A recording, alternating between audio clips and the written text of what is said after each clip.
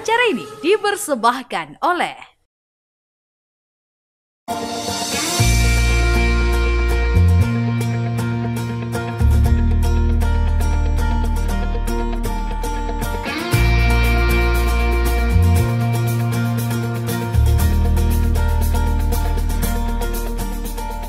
Jawa Timur memiliki ragam budaya yang tersebar di seluruh penjuru wilayahnya. Salah satunya adalah seni pertunjukan tradisional ludruk.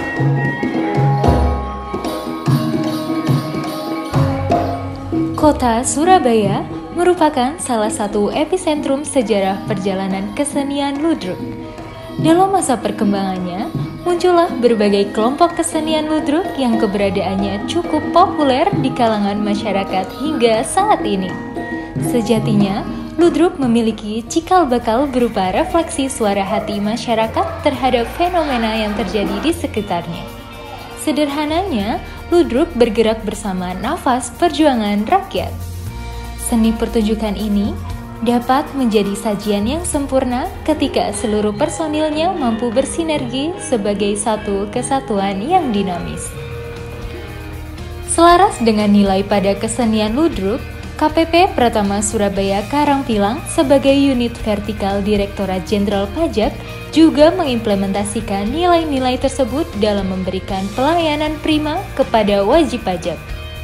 Integritas, profesionalisme, sinergi, pelayanan, dan kesempurnaan merupakan nilai-nilai organisasi yang kami terapkan dalam menjalankan tugas dengan tagline Cemerlang, cepat mudah bersama Karangpilang.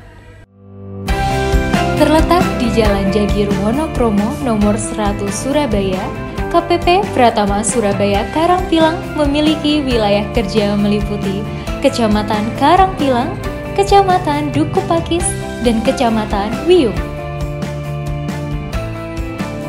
Dengan dukungan semangat gotong royong, seluruh pegawai serta kerjasama yang baik dengan 76.719 wajib pajak, kami berkomitmen untuk dapat mencapai target penerimaan tahun 2022 sebesar Rp1.246.246.681.000. Assalamualaikum warahmatullahi wabarakatuh. Salam sejahtera untuk kita semua. Alhamdulillah, puji syukur kehadirat Allah Subhanahu wa taala. Pada tahun 2019, KPP Pratama Surabaya Karangpilang berhasil meraih predikat SETI WBK. Kami berkomitmen, bertekad untuk selalu memperbaiki kualitas pelayanan kami kepada para stakeholder dan kepada wajib pajak. Di tahun 2022 ini, saya Eko Radnadi Susatyo dan seluruh staf KPP Pratama Surabaya Karangpilang berikrar dengan sepenuh hati untuk mencanangkan predikat Zona Integritas Wilayah Birokrasi Bersih dan Melayani atau SETI WBBM. Dengan ini, kami mohon dukungan dari seluruh lapisan agar kami bisa meraih dan berhasil mendapatkan predikat SETI WBBM. Atas dukungannya, kami mengucapkan terima kasih. Wassalamualaikum warahmatullahi wabarakatuh. KPP Pratama Surabaya Karangpilang memiliki 5 sektor unggulan dengan kontribusi penerimaan terbesar di antaranya sektor kegiatan jasa lainnya, sektor perdagangan besar dan eceran reparasi perawatan mobil dan motor, sektor industri pengolahan, sektor administrasi pemerintahan, dan sektor jasa keuangan. Kepedulian, tanggung jawab, empati, loyalitas, disiplin, dan akhlak mulia yang terkandung pada pementasan ludruk itulah yang menjadi semangat bagi kami untuk selalu memberikan pelayanan terbaik kepada wajib pajak melalui inovasi-inovasi yang telah kami kembangkan. Antara lain, WAR, WhatsApp Auto Reply, TOP, tanya orang pajak, e-survei, penilaian kepuasan layanan, sarane, saran elektronik, pesan, SMS gateway, bot, layanan chat otomatis Telegram, Aman, aplikasi monitoring permohonan, SiLayar, aplikasi lebih bayar, Avatar, aplikasi evaluasi tugas luar. Pada tahun 2019, kami berhasil meraih predikat zona integritas wilayah bebas dari korupsi dari Kementerian Pendayagunaan Aparatur Negara dan Reformasi Birokrasi yang menjadi motivasi bagi kami untuk selalu memberikan pelayanan terbaik kepada wajib pajak dengan mutu layanan Serve with Care, cermat, akuntabel, responsif, dan efektif. Assalamualaikum warahmatullahi wabarakatuh. Salam sejahtera bagi kita semua. Om Swastiastu, Nama Budaya, Salam Kebajikan. Saya John Hutagaul selaku Kepala Kantor Wilayah Direktorat Jenderal Pajak Jawa Timur 1 dengan ini menyatakan dukungan atas upaya yang dilakukan oleh teman-teman dari KPP Pratama Surabaya Karampilang dalam upaya meraih predikat ZI WBBM untuk tahun 2022 ini. Saya mengucapkan terima kasih atas seluruh pelayanan yang selama ini telah diberikan oleh teman-teman KPP Pratama Surabaya Karampilang, di mana seluruh pelayanan diberikan tanpa dipungut biaya. Terima kasih. Salam hormat dari Bapak, salam satu bahu.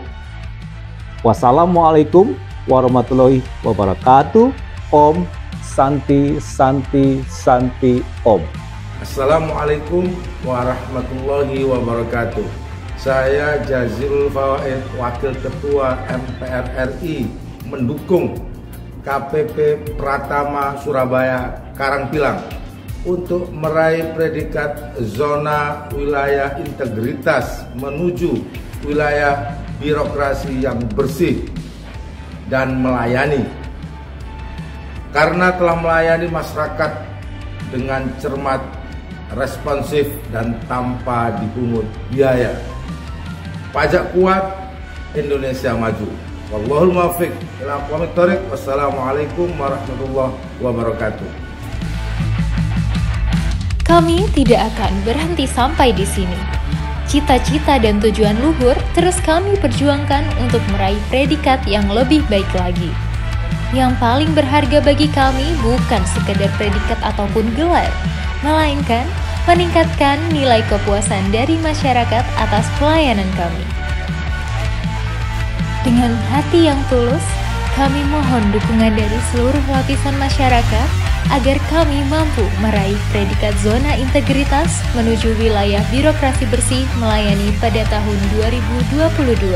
Bersama KPP Pratama Surabaya Karangpilang, mari membangun Indonesia. Adira Jasa Dana Diaksa, tangguh menjaga kejayaan. Pajak kuat, Indonesia maju. Assalamualaikum warahmatullahi wabarakatuh. Bismillahirrahmanirrahim. Alhamdulillahirrabbilalamin.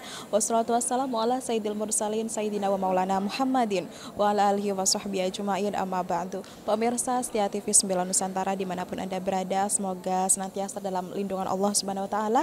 Senang sekali saya Niatul Sofa kembali menjumpai Anda dalam program kesayangan kita, Kiswah Event, kajian Islam Ahlus Sunnah wal Jamaah yang insya Allah senantiasa dapat menambah khazanah pengetahuan keagamaan kita.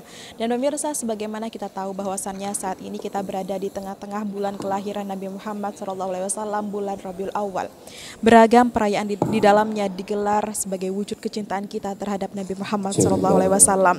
Dan pemirsa, saat ini saya berada di Aula KPP Pratama Surabaya Karangpilang untuk mengikuti acara Maulid Nabi Muhammad SAW 1445 Hijriah bersama Ketua Tanfidiyah PWNU Jawa Timur, Dr. Kiai Haji Marzuki Mustamar MAG. Dan acara ini mengusung tema menjadikan tuntunan Rasulullah Muhammad SAW sebagai landasan mental dan perilaku dalam melaksanakan tugas negara. Seperti apakah keseluruhan rangkaian acaranya? Tetap bersama kami hanya di Kiswah Event TV 9 Nusantara, santun menjujukan. أعوذ بالله من الشيطان الرجيم.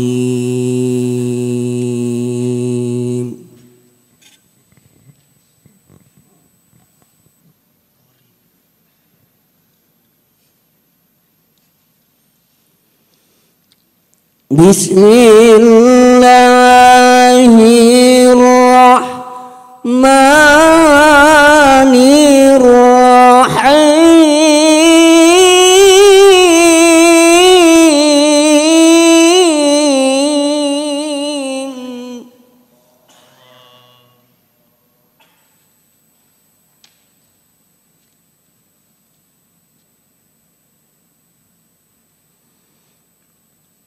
لو قد من الله على المؤمنين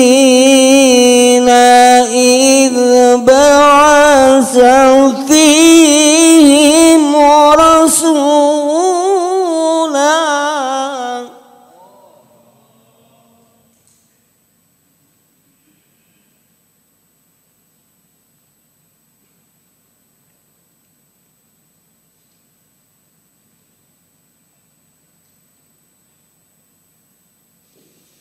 رسولا من أنفسهم يتلو عليهم آياته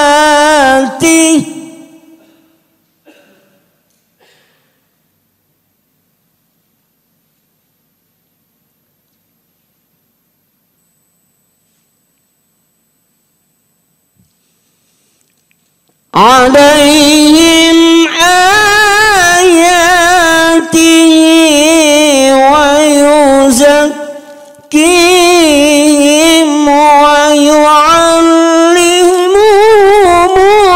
الكتاب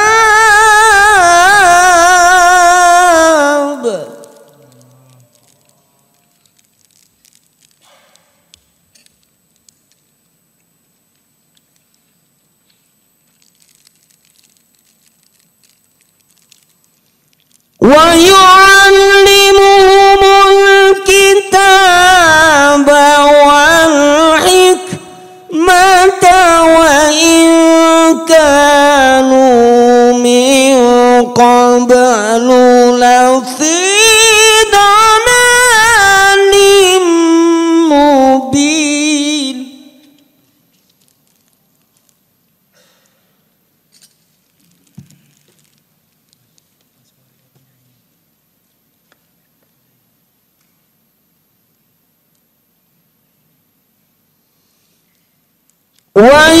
ويعلمهم الكتاب والحكمة وإن كانوا من قبل لفي ضلال مبين.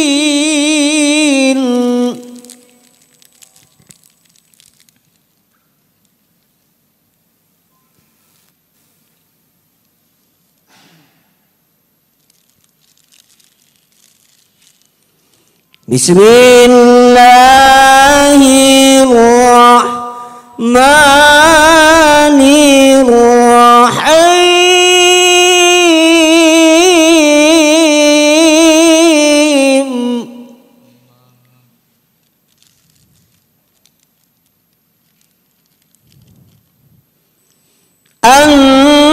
النبي أولى بالمؤمنين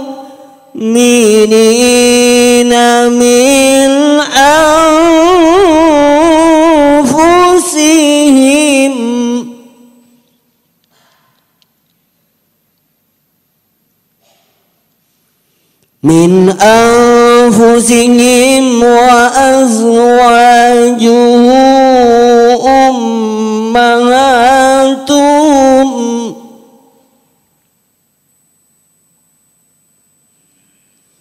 وأولو الأرحام بعضهم أولى ببعض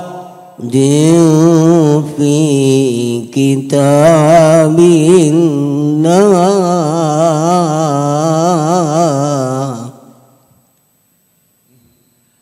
Yang saya hormati, yang saya cintai, sebuah kehormatan Bapak, Pak Kiai yang mewakili kita semua sebagai warga NU khususnya yang hadir pada ini, Bapak Kiai Marzuki, alhamdulillah bisa berkenan hadir buat kami Bapak, alhamdulillah. Juga saya ucapkan terima kasih, ada Pak Habaib juga, ada para Kiai juga yang menemani beliau untuk menyambangi kantor kami Pak yang kami cintai ini. Sebuah sinergi juga pada hari ini juga Pak, kami juga ada teman-teman kepala kantor kami Pak. Jadi ada mewakili yang sejogjanya Pak Kakanwil hadir Pak, tapi karena kesibukan beliau juga ada yang bersama, beliau juga ke Gus Kikin untuk pada jam yang sama Pak. Mohon izin maafnya untuk tidak bisa bergabung Pak. Teman-teman semua yang saya cintai, alhamdulillah kita hari ini kita memperingati di bulan Maulid ini, kita memperingati Maulid Nabi. Peringatan ini sebenarnya untuk mengkoreksi diri kita.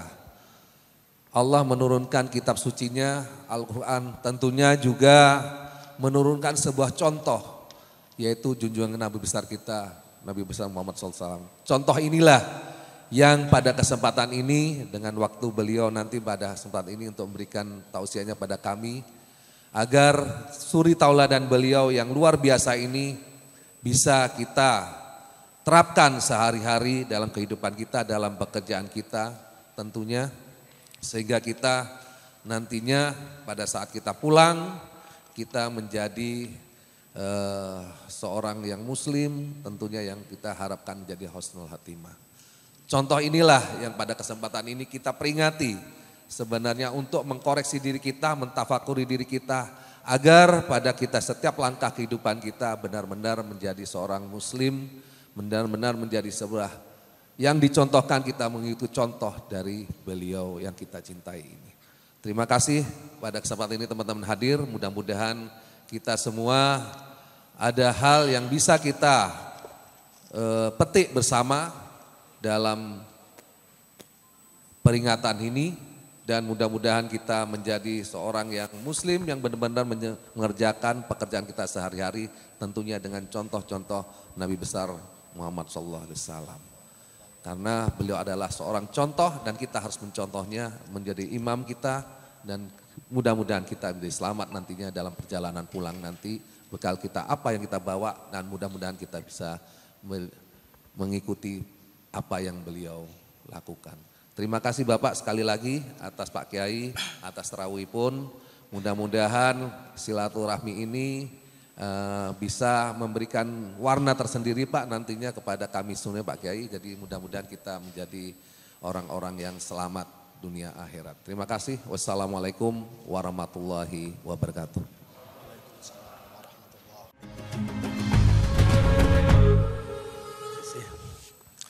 Assalamualaikum warahmatullahi wabarakatuh. Bismillah walhamdulillah wassalatu wassalamu ala rasulillah Sayyidina Muhammad ibn Abdillah wa ala alihi wa sahabatihi wa man wala, amma ba'd. Ikhwani wa akhwati fillah, ittaqullaha haqqa tuqatih wa la tamutunna illa wa antum muslimun. Seluruh jajaran direksi di lingkungan Kanwil Pajak satu nih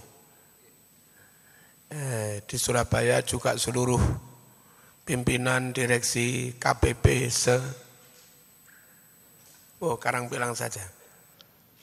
Semoga panjenengan sehat, barokah, panjang umur. Semoga tetap iman, keluarga sakinah, anak cucu pinter-pinter, manut-manut, saleh-salehah. Semoga sewaktu-waktu dipanggil Allah dalam keadaan husnul khotimah. Amin, Allahumma amin.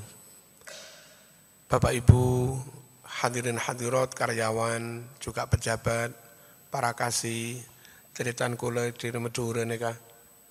Madura apa jawabannya ya? Para penerbang, semoga kita diberkahi Allah Subhanahu wa taala. Bapak Ibu rahimakumullah, saya punya satu permintaan. Nyun sewu madhep ke sini semua, yang tidak terlalu penting HP ditaruh. Terus yang bukan petugas enggak usah muta-mutu. Ngaji lebih baik daripada tulinan HP. Begini Bapak Ibu rahimakumullah, menjaga kedaulatan negara dari semua aspek, sungguh itu sangat penting. Kalau negara ini sudah enggak berdaulat, kita kasihan anak cucu kita. Mereka hidup di negeri sendiri tapi disetir orang lain, diatur orang lain. Yang orang lain mengatur anak cucu kita, belum tentu budayanya sama, belum tentu rasanya sama, belum tentu keimanannya sama, belum tentu, maaf, akidahnya sama. Itu enggak enaknya kalau negeri enggak berdaulat. Orang-orang Yaman Muslim dan rata-rata Ahlus Sunnah wal Jamaah. Tapi mau enggak mau mereka harus mengikuti yang menginvasi Yaman, yakni Saudi, Kuwait, Uni Emirat Arab. Yang dibalik mereka, maaf ada Israel. Enggak enak. Orang hidup kayak di Yaman itu, di negeri tapi enggak berdaulat. Begitu juga di Afghanistan dan yang lain-lain. Maka menjaga kedaulatan negara sungguh sangat penting untuk anak cucu kita sampai ribuan tahun sekalipun. Nah, kinerja finansial termasuk perpajakan kayak begini, itu menjadi aspek amat sangat penting dalam upaya menjaga kedaulatan negara itu. Kalau kinerja teman-teman yang ada di perpajakan, di keuangan tidak maksimal, lalu pendapatan negara dari sisi pajak juga menurun sekali, sehingga untuk membiayai pemerintahan 1 tahun APBN-nya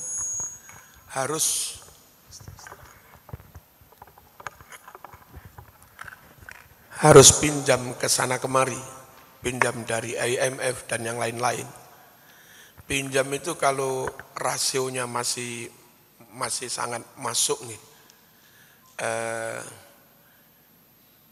taruhlah hanya sekitar 5%, 10% atau 20% dari total dana yang disimpan negara itu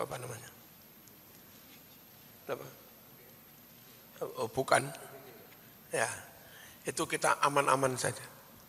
Tapi kalau sampai pinjaman itu 40, 50, itu sudah mengkhawatirkan. Dan nanti negara asing yang tahu bahwa keuangan kita sangat bergantung pinjaman luar negeri, mereka bisa memainkan ketergantungan kita itu untuk mengobok-obok kedaulatan kita. Tahun ini kami cairkan sekian ratus T, asal menteri itu dicopot. Tahun ini kami cairkan sekian T, asal itu dicopot. Nanti depan Pilpres kami cairkan, asal yang jadi harus ini. Entah bagaimana caranya. Apa KPU-nya disogok, terus angkanya enggak jujur dan segala macamnya. Itu contoh negara yang sudah enggak berdaulat. Diobok-obok oleh asing yang banyak memberi pinjaman kepada kita. Dan mereka tahu bahwa kita secara finansial bergantung kepada mereka. Lain kalau kita benar-benar merdeka berdaulat dari sisi finansial ini, kuat. Mereka mendikte kita enggak bisa. Mereka mengobok-obok, mengintervensi kebijakan kita enggak bisa. Kita oleh kita untuk kita. Kita bangsa Indonesia, oleh kita bangsa Indonesia, dan untuk kita anak cucu orang Indonesia juga. Sungguh kemaslahatan itu yang terus akan kita kejar. Dan itu tentu baik untuk Islam, baik untuk Indonesia, baik untuk siapapun. Bapak Ibu rahimakumullah, sekali lagi kinerja keuangan harus benar-benar maksimal untuk itu. Sebetulnya enggak hanya itu dok, di bidang pangan misalnya. Kita impor boleh. Tapi kalau sampai impor gula, impor beras, sampai 50% lebih. Vietnam yang mengekspor ke kita, Thailand yang mengekspor ke kita, Cina yang mengekspor bawang putih ke kita, mereka bisa. Kami enggak ngirim bawang, kecuali itu diganti.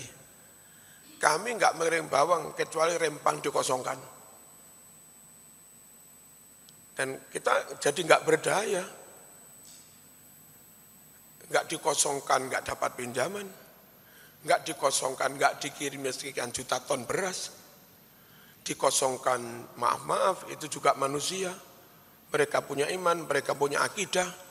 Makam nenek moyang mereka di situ, makam kiai mereka di situ, harus pergi dari situ, lalu hidup di apartemen, nggak karu-karuan.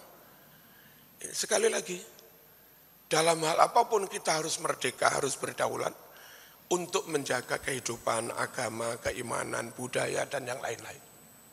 Bapak Ibu rahimakumullah, nah keterbukaan, kejujuran, terus data yang valid, data yang akurat, yang akhirnya kinerja keuangan itu dipercaya oleh dalam maupun luar negeri. Itu sungguh-sungguh sangat penting. Wajib pajak seperti kami rakyat ini, kalau dapat laporan, semua kinerjanya fix, beres, clear dan clean.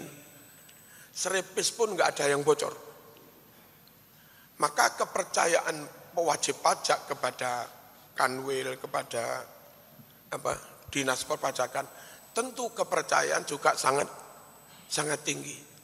Dan tanpa disuruh pun mereka bayar pajak. Yang kadang-kadang orang jadi malas bayar pajak itu, maaf. Dulu ada cerita siapa yang korupsi pajak? Kayus ya. Itu memukul, sangat-sangat memukul.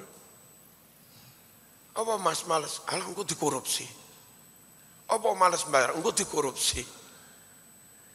Dan pegawai pajak yang di bawah-bawah itu nelateni bayar pajak PBB itu nelateni 15.000, 100.000, 50.000 pajaknya masyarakat. Nah setelah ngumpul 5 miliar dikorupsi, itu yang malas cegah, bukan hanya wajib pajak, pegawai yang bawah itu juga jadi malas. Akhirnya kinerja turun, perolehan turun. Nah negara bergantung pinjaman asing dan itu berbahaya. Maka jujur, amanah, terbuka sama sekali, dan sehingga membuat orang di luar kita percaya, itu sangat penting. Kejujuran menurut Rasulullah SAW, kunci sukses berusaha. Al-bayyi'ani burika lahuma, ma sadaqa wa bayyana. Hadis riwayat Imam Bukhari. Orang yang melakukan bisnis, penjual maupun pembeli, atau rijalul amal, para pengusaha, investor, itu akan senantiasa diberkahi Allah selagi mereka itu sadaqa wa bayyana, jujur dan open, jujur dan terang-terangan, nggak ada yang ditutup, nggak ada yang ditutup-tutupi. Kadang perusahaan itu maaf, karena nggak mau bayar pajak besar, dilaporkan laba saya tahun ini hanya segini. Lalu apa? PPN, apa itu? Pajak penerimaan, ya, berapa kita? 15%. Mereka karena nggak mau bayar pajak besar, laporan keuangannya katanya laba 1 triliun, dilaporkan hanya laba 100 miliar misalnya. Lalu bayarnya 15% dari 100 miliar. Nah dikira mereka itu baik. Padahal dengan adanya laporan hanya laba sekian, pihak perpajakan juga mengekspos, mengupload perusahaan A tahun ini hanya laba sekian. Dia enak menikmati fasilitas bayar pajak didik. Tapi begitu di pasar saham, mereka tahu bahwa perusahaan ini nggak sehat. Setahun kok mekor badi 100 miliar, akhirnya harga saham juga turun. Yang turunnya harga saham itu mengakibatkan kerugian kinerja keuangan pabrik itu. Ruginya melebihi andai mereka itu jujur bayar pajak apa adanya, lalu bayar pajak besar, tapi kepercayaan meningkat. Nah makanya menurut Nabi, kunci sukses itu jujur. Enggak jujur itu kayak badi, tapi sebetulnya ya rugi. Nah sekali lagi, pedagang yang jujur, nanti bukan hanya bersama Marzuki, apa bersama Marzuki? Bersama para syuhada dan para nabi di surga. Panjenengan yang jujur melaporkan pembukuan apa adanya, enggak ada manipulasi sedikit pun, itu bisa-bisa derajat panjenengan di surga melebihi kiai-kiai itu. Nabi bersabda, at-tajirus shadiq yuhsyaru ma'as syuhada wal anbiya. Pembisnis, pedagang termasuk panjenengan yang jujur, itu nanti di surga dikumpulkan bersama para syuhada dan para nabi. Di dunia kayak biasa-biasa, kayak orang awam, tapi berbekal kejujuran, di surga bersama para nabi. Itu sungguh prestasi yang luar biasa. Bapak Ibu rahimakumullah. Lalu kalau menurut kami itu punya anak cucu, panjenengan juga punya anak cucu. Sungguh jujur, berakhlak, bermoral, beradab yang baik kepada sesama teman. Itu sebetulnya baik untuk anak cucu kita. Kalau di kantor ini kita main-main, korupsi, dan ketahuan, maka kena blacklist. Saat 50 tahun lagi buyut kita ngelamar ke sini, catatan itu masih ada. Ojo diterima ini putune wong koruptor itu. Jadi orang nggak baik, orang curang, itu petaka bagi anak cucu. Beda dengan orang yang top sudah lurus seluruhnya. Nggak pernah menyimpang, nggak pernah menyakiti orang, nggak pernah mengkhianati orang, nggak pernah melukai orang lain. Siapapun menilai orang itu baik.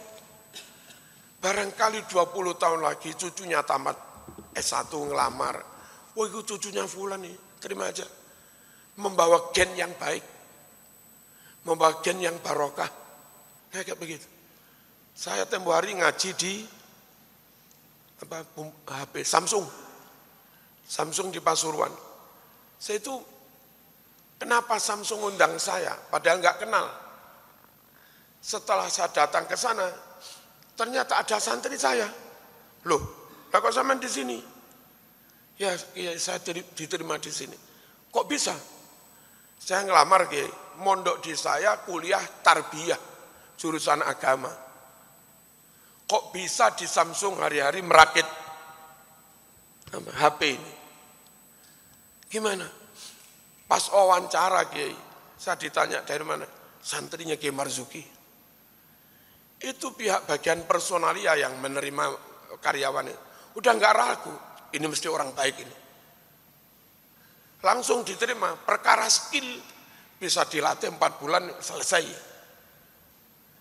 Nah, andai saya maaf, jadi ketua NU main-main, jadi pengasuh pesantren main-main, main perempuan, main macam-macam, usum pemilu begini, main ke sana kemarin buka lapak, dari Prabowo mendekat dapat, dari Anies mendekat dapat, dari Ganjar mendekat dapat.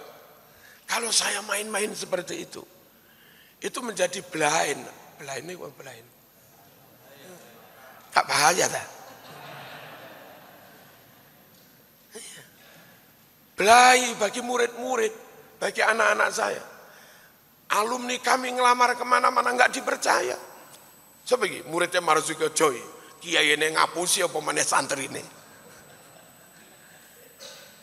Jujur itu penting banget itu karena itu. Umat Islam kalau nggak terus jujur, nggak membuat gerakan jujur, nanti kalau orang di luar Islam nggak percaya dengan kebenaran Islam, orang di luar Islam nggak mau masuk Islam, sanksi pada Islam, itu ya salahnya kita. Penjual rambutan nggak jujur, binjai nih kan binjai Blitar, padahal rapi Jember. Rapian Jember dibilang Binjai Blitar. Sak pohon nih kan, sak pohon. Masa pohon, padahal karbitan. Penjualnya bohong. Maaf, pegawainya bohong. Pejabatnya bohong yang muslim. Ustadznya bohong. Saking seringnya orang di luar Islam diapusi, dikecewakan, dikhianati. Bisa-bisa mereka membuat kesimpulan, umat Islam itu tukang bohong ya. Umat Islam bohong, jangan-jangan ustadznya bohong. Ustadznya bohong, jangan-jangan kiainya bohong. Kiainya bohong, jangan-jangan Hadratus Syekh Mbah Hasyim Asy'ari bohong. Jangan-jangan Wali Songo bohong. Jangan-jangan Syekh Abdul Qadir bohong. Jangan-jangan Imam Syafi'i bohong. Jangan-jangan Abu Bakar Umar bohong. Jangan-jangan Nabi Muhammad bohong. Kalau sampai orang di luar Islam sanksi karena sering dihapusi, maka ketika mereka nggak mau masuk Islam, sanksi dengan kebenaran Islam, ya salah kita, bukan salah mereka. Begitu luas dampaknya kebohongan itu. Sampai Nabi menyebut ini ciri khasnya munafik. Udah rajin sholat sampai baduk kapalan kayak apa benar? Apa baduk kapalan? Kalau nyatanya suka bohong, ya munafik lah. Nggak usah ngaku-ngaku mukmin muslim tukang bohong. Kayak begitu. Nabi bersabda pada Sayyidina Ali, ya Ali, alaika bisidqi wa indaraka. You harus jujur, apapun resikonya. Wa indaraka, meskipun itu merugikan kamu, harus jujur. Apa? Yang terkenal jujur, itu tadi, nanti anak cucunya pun juga dimudahkan Allah. Membawa gen kebaikan. Hadirin rahimakumullah, open, clear, clean. Sungguh itu penting untuk membangun kepercayaan. Sehingga kinerja terus meningkat, penghasilan meningkat, lalu negara enggak bergantung pada pinjaman asing. Bapak Ibu rahimakumullah, ini tentang kinerja perpajakan, saya kira intinya begitu. Terus kalau menurut kami, tapi sebetulnya ini masukanin mungkin untuk pusat ya. Jangan sampai perpajakan itu kecolongan kebijakan yang meskipun dibuktikan secara hukum sulit, tapi ada aroma, ada rasa-rasa itu titipan, pesanan. Kelompok tertentu yang secara finansial kuat, ketika ingin menguasai satu wilayah, nah satu wilayah itu ada pribumi yang ekonominya lemah, ring Madura ekonominya lemah, terus mereka kepingin men-setting wilayah itu untuk apa, itu caranya maaf dengan memainkan pajak, tahu-tahu atas alasan NCOP atau apa, ditetapkanlah zona itu pajaknya sekian, kayak baik untuk meningkatkan kinerja, tapi bisa-bisa itu untuk mengusir pribumi. Setelah mereka ditetapkan pajak sekian nggak kuat bayar, terpaksa mereka harus menjual. Kasus apa Jakarta yang penduduk asli itu apa namanya? Apa? Betawi jangan sampai terjadi di Surabaya Utara, banyak ring Madura. Kebijakan kayak itu. Pajaknya dimahalkan, kayak baik untuk negara.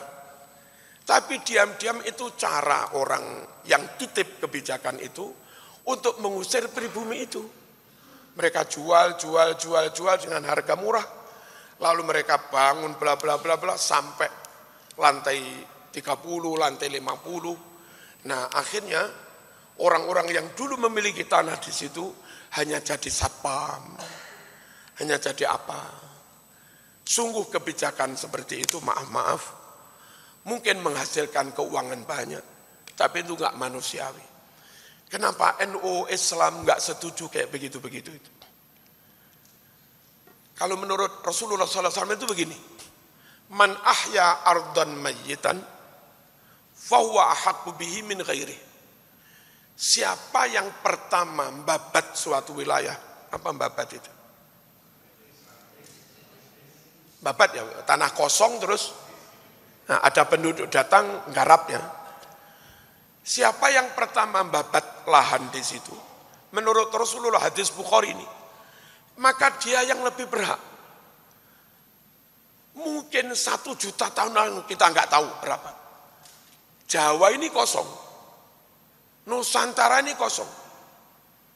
Lalu ada bangsa yang wajahnya kayak kita ini. Entah dari mana mereka datang ke sini mendatangi tanah kosong. Nah, yang pertama datang ke sini babat itulah yang lebih berhak. Ketika mereka punya anak cucu, maka anak cucunya juga lebih berhak atas wilayah itu. Nah, ketika terus jadi merdeka berbentuk negara, jangan sampai negara, pemerintah membuat kebijakan mereka suku yang asli anak cucunya pembabat itu lalu tersingkir, lalu tergusur. Itu enggak boleh. Wali Songo itu luar biasa. Wali Songo mengerti. Wali Songo yang ngajari Islam pada orang Jawa, orang Madura, orang Nusantara. Sampai jadi kiai-kiai besar yang ngajari Wali Songo. Tapi setelah Islam menyebar, perlu mendirikan kerajaan. Wali Songo tahu betul, ini bukan wilayah kami. Ini wilayahnya orang Jawa, nenek moyangnya Jawa. Maka kerajaan Raden Patah, Demak, itu rajanya bukan keturunan Sunan Ampel, bukan keturunan Wali Songo, keturunan Jawa Majapahit yang sudah Islam. Yu Raden Patah, keturunan Brawijaya. Kenapa Wali Songo begitu? Ini bukan wilayah kami. Bukan hak kami untuk menguasai tanah ini. Nah, kayak begitu. Nah, kalau bisa kebijakan perpajakan atau apapun tetap merujuk kepada itu. Kalau sampai akhirnya mereka tersingkir, itu melanggar hadis Nabi. Siapa yang lebih dulu membabat suatu wilayah, maka dia dan anak cucunya yang lebih berhak atas wilayah itu. Bapak Ibu rahimakumullah. Nyun sewu. Kalau menurut kami, misalnya ditetapkan wilayah ini NJOP-nya sekian, nanti pajaknya sekian, itu tetap per person supaya adil, juga menimbang keadaan masing-masing wajib pajak. Orang yang tinggal di wilayah yang NJOP-nya sekian juta, belum tentu semuanya kaya. RT kami itu karena ada Greenland, perumahan Greenland, terus ada perumahan BCT, ada Tidar. Akhirnya disut begitu, wilayah ini NJOP-nya sekarang ini 7 juta. Harga tanah. Nah, masyarakat itu petani. Kalau harus membayar sekian persen dari 7 juta, itu tetangga kami, Pak No, nanam jagung, setahun itu badinya enggak sampai 3 juta. Kalau nuruti hitungan NJOP itu bayar pajaknya 10 juta. Apa gak mati kutu? Nah, kayak begitu nyun sewu itu. Ini sekedar usul nih. Kinerja kita tingkatkan, tapi rasa kemanusiaan tetap kita perhatikan juga. Apalagi yang harus kita jaga itu orang yang sesuku dengan kita, seagama dengan kita, semarga dengan kita. Yang mereka yang menempati itu mungkin guru ngajinya anak kita, mungkin besan kita, mungkin guru SD kita ada di situ. Lalu kita jadi pegawai pajak, kebijakannya membuat guru kita terusir, kan jadi nggak barokah seperti itu. Ini Bapak Ibu rahimakumullah, sekedar pikiran-pikiran dari saya ketika melaksanakan tugas-tugas seperti ini. Berikutnya kami ngaji yang lain. Rasulullah SAW itu sangat-sangat peduli tentang bagaimana menjaga kedaulatan negara. Kita tahu yang berdarah-darah, berkeringat, berjuang mendirikan negara Madinah, itu Rasulullah dan para sahabat. Yang perang melawan kafir Quraisy, itu Nabi dan para sahabat. Toh setelah negara ini merdeka, berdaulat, dan stabil, nggak ada musuh, Nabi ngayomi semua pemeluk agama. Nabi ngayomi semua suku yang ada. Tapi tetap mereka tahu ini yang berjuang Nabi dan para sahabat. Nah, Soekarno, Bung Hatta, Mbah Hasyim As'ari, dan yang lain-lain, Cokro Aminoto, muridnya Ki Ahmad Dahlan, yang berdarah-darah mendirikan negara ini, berperang melawan penjajah, sampai akhirnya negara ini merdeka. Lalu beliau men-setting, merancang sebuah negara baru NKRI yang melindungi seluruh penduduk apapun agamanya. Itu sebetulnya menguswai Rasulullah Sallallahu Alaihi Wasallam, meniru Rasul yang sudah berkeringat mendirikan negara Madinah, dan setelah berdiri Nabi pun mempersilahkan apapun agamanya bergabung. Nah, kadang-kadang orang itu berpikir ke Islam minggat, ini negara Islam ini, ke Islam minggat. Itu bukan sunnah Rasulullah Sallallahu Alaihi Wasallam. Yang dicontohkan Rasul itu membuat negara yang ngayomi semua. Kenapa harus ngayomi semua? Satu, kita diperintah dakwah. Kalau mereka tetap senegara dengan kita, dakwahi mereka itu gampang. Menyampaikan Islam pada mereka itu gampang. Saya belum bisa dakwah ke Singapura. Saya belum bisa dakwah ke Timor Leste. Tapi saya ke Merauke berkali-kali.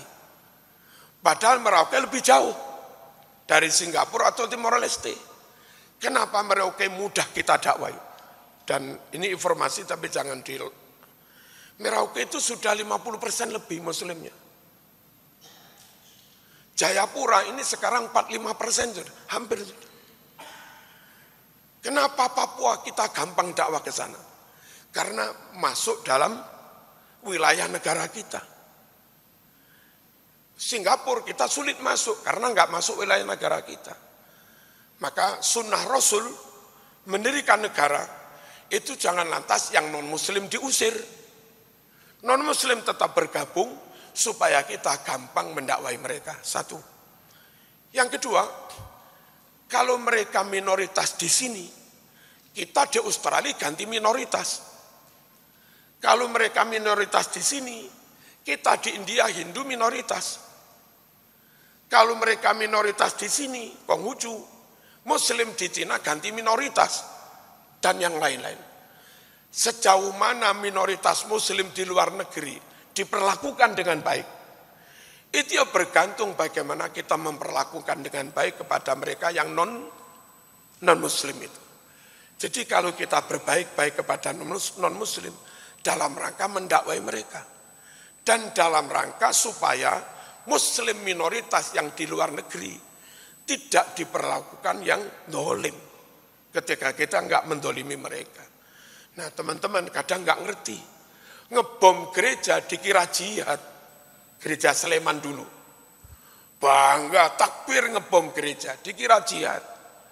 Setelah gereja hancur, enggak taunya gereja itu sudah apa? Dijamin itu apa namanya? Sudah asuransi, diurus. Akhirnya cair klaim miliaran. Dengan dana miliaran dari asuransi, dibangun gereja lebih besar, lebih mentereng lagi. Itulah jihadmu, membesarkan gereja. Halo, paham apa enggak nih? Orang kalau enggak cerdas, maunya jihad. Tapi ternyata hasilnya membesarkan gereja. Gus Dur super cerdas. Kelihatannya rangkulan dengan orang lain, tapi malah mengislamkan orang lain. Saya berkali-kali ke Jawa Tengah. Lalu dulu Gus Dur itu sering berangkulan dengan Romo Mangunwijoyo. Itu Romo di Jogja, Gunung Kidul, yang berhasil melakukan kristenisasi besar-besaran. Oleh Gus Dur diakrabi, dimasukkan ke Fordem, Forum Demokrasi, sama Frans Martin Susiono dan yang lain-lain. Jadilah keakraban luar biasa dengan Gus Dur. Karena akrab itulah Maka setiap kali Romo ini terjun di suatu desa, bagi sembako. Dulu Romo itu bagi sembako, habis itu ceramah misi, khotbah gereja. Dibarengi Gus Dur, hanya bisa bagi sembako tok. Mau ceramah misi, blangkemen gak iso muni, Mas.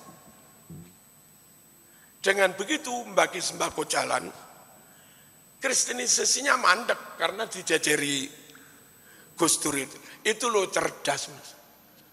Gus Dur nanya ke kami-kami, apa bukti hebatnya ulama Jawa? Ya kita jawab normatif, bisa bangun pesantren ribuan, bukan itu. Bisa ngarang kitab Arab meskipun Jawa. Orang Arab nggak bisa ngarang Jawa. Tapi Kiai Jawa bisa ngarang kitab Arab, itu hebat. Bukan itu. Apa kata Gus Dur? Bukti hebatnya ulama Jawa. Berkomitmen menjaga tempat ibadah orang lain. Meskipun Magelang, Jogja, mayoritas Islam. Ulama Jawa berkomitmen jangan sentuh Borobudur. Jangan rusak Prambanan. Jangan rusak Candi Sewu. Itu hebatnya lembar dodone orang Kiai Jawa. Lah kok gitu Gus? Iya. Dengan adanya maaf gereja macam-macam, candi nggak dirusak, dijaga. Sana itu tukang Joko candi itu ya Muslim. Dampaknya besar. Orang Bali, pecalang Bali tanpa kita minta ganti menjaga makam Wali Pitu. Juru kunci penjaga makam Wali Pitu itu Hindu semua. Kalau mereka ditanya, kenapa kamu mau jaga makam para wali ini? Alasannya gampang, karena di Jawa, candi kami dijaga Muslim. Itu luar biasa. Andai kita orang Jawa nggak melakukan itu, makam wali sudah dihancurkan oleh orang Bali. Kalau sampai sekarang orang Muslim Jawa bisa ziarah rame-rame ke makam Wali Pitu di Bali, itu karena walinya aman-aman saja. Makam wali aman karena dijaga pecalang Hindu itu. Pecalang Hindu rela menjaga makam walinya orang Islam. Karena orang Magelang sana Muslim juga rela menjaga apa tadi? Nah, ini kayak bukan sunnah Rasul. Tapi kalau diangen-angen mendalam, itu sunnah Rasul saling menjaga. Wa ta'awanu 'alal birri wat taqwa wa la ta'awanu 'alal ismi wal 'udwan. Cinta tanah air, peringatan kemerdekaan, peringatan 10 November. Ini ada Ustadz berjenggot, itu bilang katanya peringatan itu bid'ah, bukan sunnah Rasul. Ayolah mikir, hadis Bukhari, bab tentang puasa sunat 10 Muharram. Hadis Bukhari, Nabi itu kalau 10 Muharram puasa. Padahal hari itu puasanya orang Yahudi. Sahabat mengingatkan Nabi, lah kok puasa hari ini sama dengan Yahudi dong? Apa kata Nabi? Saya puasa 10 Muharram bukan dalam rangka tasabuh sama dengan Yahudi, bukan. Ini mensyukuri kemenangan Musa dan tentaranya atas Fir'aun. Karena Fir'aun tenggelam di Laut Merah kalah. Dan Musa tentaranya menang, itu tanggal 10 Muharram ini. Ternyata Rasul mengenang, memperingati, mensyukuri hari besar, peristiwa besar, kemenangan tentara Islam. Nah 10 November, itu kemenangan para santri Bung Tomo atas izin Mbah Hasyim Asy'ari, atas instruksi resolusi jihad dari Mbah Hasyim Asy'ari, menanglah tanggalnya 10 November. Nah, kita memperingati, mensyukuri 10 November, itu menguswai Kanjeng Nabi, yang mensyukuri memperingati kemenangan tentara Musa atas Fir'aun tanggal 10 Muharram. Ya kayak begini tentu sunnah, meneladani Nabi.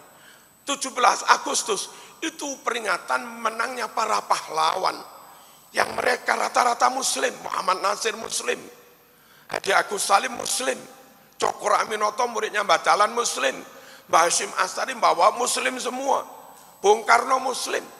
17 Agustus itu peristiwa kemenangan tentara Islam atas Belanda nikah yang kafir, Jepang yang kafir. Nah, itu kita syukuri, kita kenang, kita peringati. Nawaitunya menguswai Nabi yang juga memperingati, mengenang, mensyukuri kemenangan tentara Musa atas Firaun. Kayak begini. Cinta tanah air. Sunnah Rasul apa bid'ah? Di negeri ini Allah mengamanatkan Islam paling besar. Nyun sewu, kualitas qori dan hafid terbaik internasional. Itu bukan di Yaman, bukan di Saudi. Tapi di Indonesia ini. Berkali-kali lomba MTQ internasional.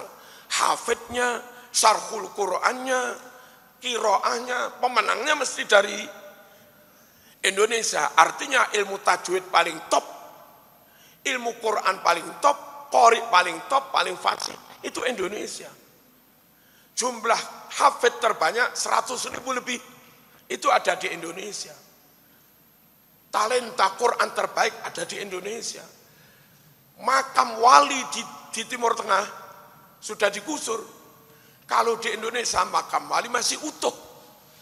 Masjid di Saudi hanya 29.000 masjid. Data di Wikimedia.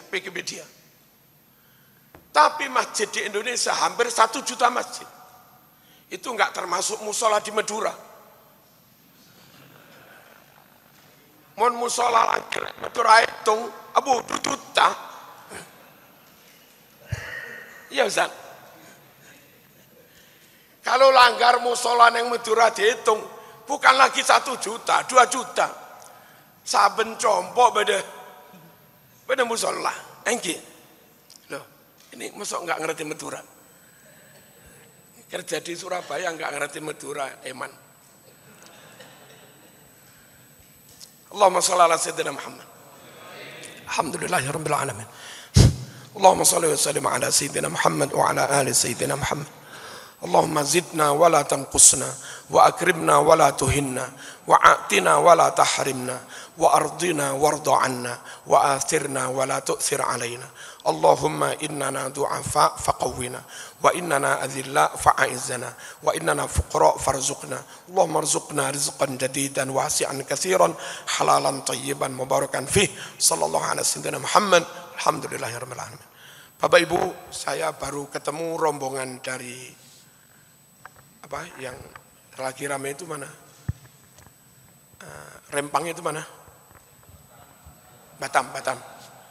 Ketua NU keluarganya di Batu bersama kami bercerita bahwa di situ ada sekitar 12 kampung yang semuanya Muslim Melayu. Sudah ratusan tahun. Luasnya 17.000 hektar. Dan pabrik yang akan bangun di situ itu, kalaupun dibangun besar, itu enggak sampai habis 1.000 hektar. Enggak habis 1.000 hektar. Yang mereka bertanya-tanya sampai sekarang enggak paham. Ngapain? Hanya butuh enggak ada 1.000 hektar. Harus mengosongkan wilayah yang 17.000 hektar. Itu yang jadi pertanyaan kayak begitu. Ada agenda apa di balik itu? Ini orang dari sana loh, saya hanya menceritakan. Terus beratnya orang sana itu meskipun nanti dipindah ke apartemen, disangoni duit. Dari petani yang garap 5 hektar sawit, 5 hektar karet, tahu-tahu hidup di apartemen, sempit, terus beralih menjadi pedagang itu enggak mudah juga. Lalu petani yang punya lahan 5 hektar, mereka berpikir cucuku yang ke-10 masih ada jatah tanah untuk rumah mereka. Tapi begitu dipindah di apartemen plus tanah 500 hektar, boro-boro sampai cucu ke-10, buyut sudah enggak kebagian. Itu juga mereka pikir. Lalu namanya orang Melayu kayak orang Jawa begini ada yasin tahlil. Itu kalau tahu-tahu dipindah ke apartemen, buyar tahlilan nih. Apartemennya pisah-pisah. Itu mereka berat itu enggak karena tentang negara, tapi karena faktor itu. Plus kalau orang Madura misalnya, ini sudah bubuh Ini kayak begini. Ini bawa dicatat sudah.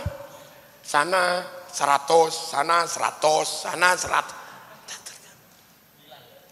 Giliran dia mau sunatan, mau apa, berharap kembali semua.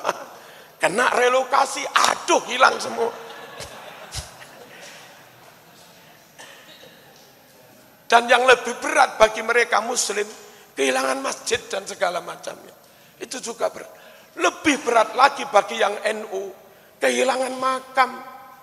Bukan makamnya sembarang orang, bapak ibunya, kiainya, sudah nggak bisa diziarahi. Apa beratnya sih pabrik itu tetap dibangun dan mereka nggak perlu